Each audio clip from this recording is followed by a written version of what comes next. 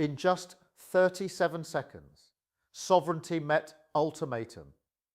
I didn't ask for clarification. I looked directly at the camera. The House of Commons fell silent. What emerged in that moment forced two allied nations to reconsider their relationship. At exactly 3:47 p.m. on February 4th, 2026, I stood at the dispatch box like someone who had spent 3 decades in courtrooms, where pressure reveals character. The chamber was unusually full. Everyone understood what was at stake.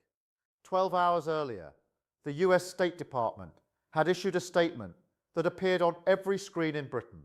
The United States will employ the full range of diplomatic and economic tools to defend free speech rights in the United Kingdom. The phrasing was careful. The threat was unmistakable. The statement followed our Online Safety Act enforcement. 3 American social media executives facing UK prosecution. £140 million in potential fines. Possible extradition proceedings. And suddenly, Washington decided British sovereignty required American supervision. I held the red folder containing constitutional precedent, dating to 1688, parliamentary sovereignty principles, international law frameworks, everything needed to respond to what commentators were already calling the most serious US-UK diplomatic confrontation since Suez.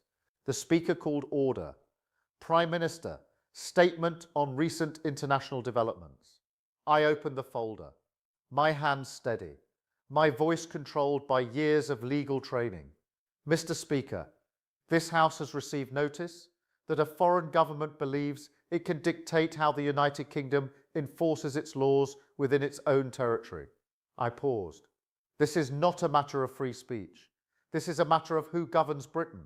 The chamber remained absolutely quiet.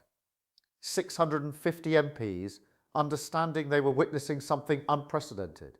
The Online Safety Act was passed by this Parliament, debated extensively, scrutinised by committees.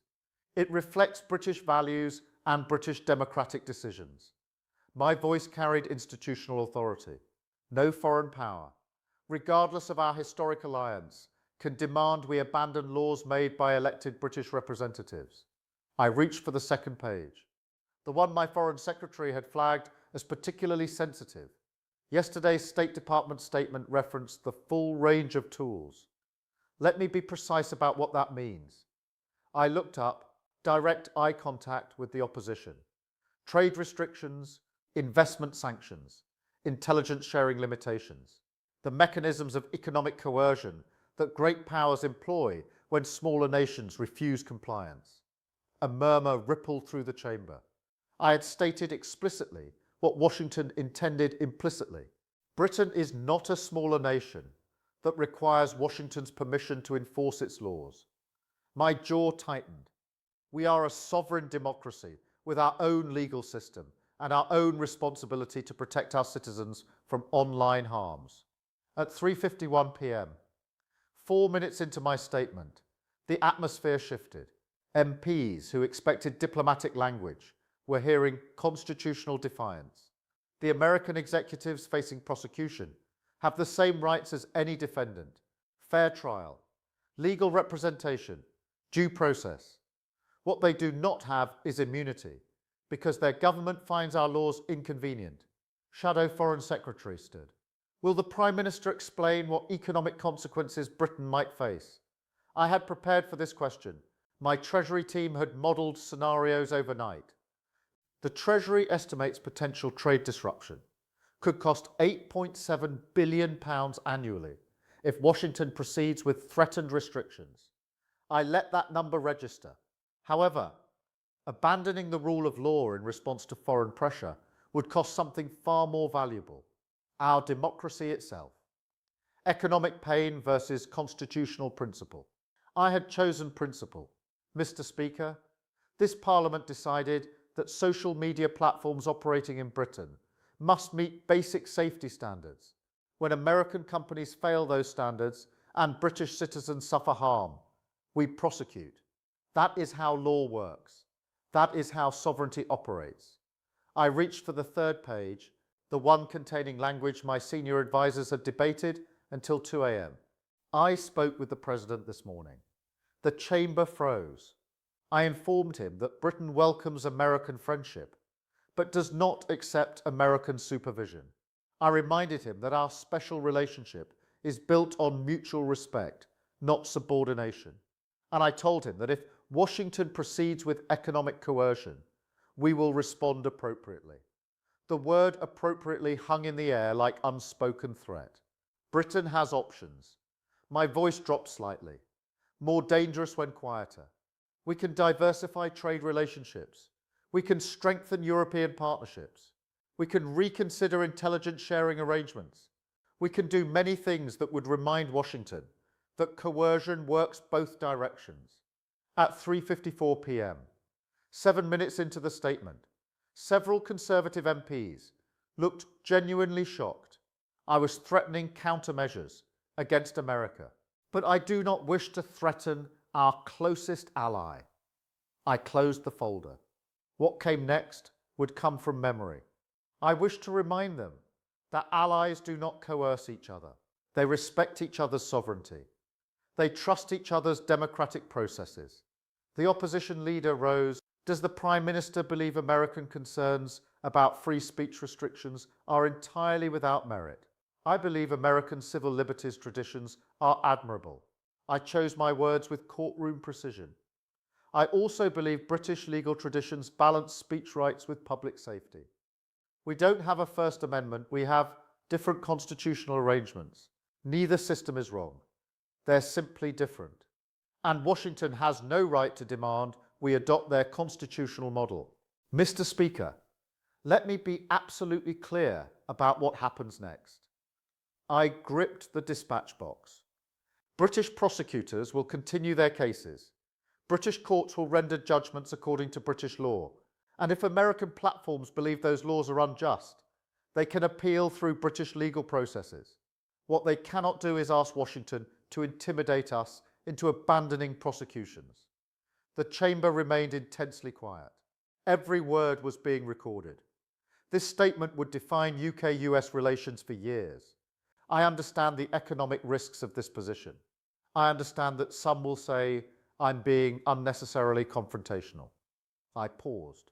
But I also understand that the moment Britain allows foreign governments to veto our laws, we cease to be a sovereign nation, and I will not be the Prime Minister who surrenders British independence to avoid American displeasure. Well, at 3:57 p.m., exactly 10 minutes into my statement, Twitter exploded. #Starmer stands up trended within minutes. BBC cut to immediate analysis. Sky News split-screened my face with White House reaction shots. The Foreign Affairs Committee chair stood. Has the Prime Minister consulted with European partners? I have spoken with several European leaders. I did not name them. They share concerns about American pressure. They support Britain's right to enforce its own laws. And they are watching carefully to see whether sovereignty still matters in the transatlantic alliance. If America succeeded in pressuring Britain, every European democracy would face similar coercion. Mr. Speaker, Britain did not defeat tyranny in 1940 to accept subordination in 2026. My voice carried historical weight. We did not build 1,000 years of common law tradition to abandon it when Washington threatens trade restrictions. The rhetoric was pitched to national pride. MPs across all benches straightened slightly. I therefore call on this House to support the government's position. British law will be enforced by British authorities according to British democratic decisions. If Washington wishes to discuss concerns, we welcome dialogue between equals, but we reject ultimatums, we reject coercion, and we reject any suggestion that Britain requires American permission to govern itself. At exactly 4:02 p.m., 15 minutes after I began, I closed with words that would be quoted for decades. The special relationship endures because it is built on mutual respect. If America wishes to preserve that relationship, it must respect British sovereignty. If it chooses coercion over cooperation, it will discover that Britain has options America cannot dictate. We are a nation that has faced far greater pressures than trade restrictions. We will survive this one. The only question is whether the transatlantic alliance survives Washington's attempt to subordinate its closest ally. I sat down. The chamber erupted. Conservative MPs torn between American alliance and national pride. Labour backbenchers standing to applaud. Within an hour, the White House issued a response. The United States values its partnership with the United Kingdom and looks forward to continued dialogue. The climb down was subtle but real. No more threats. By evening, American platforms began negotiating compliance with British safety standards.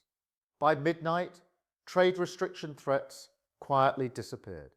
By morning, diplomatic channels reopened with new respect for British red lines. I had gambled that Washington would not sacrifice the entire UK-US relationship over social media regulation. I had believed that Britain still had enough strategic value that coercion would fail. I had been right.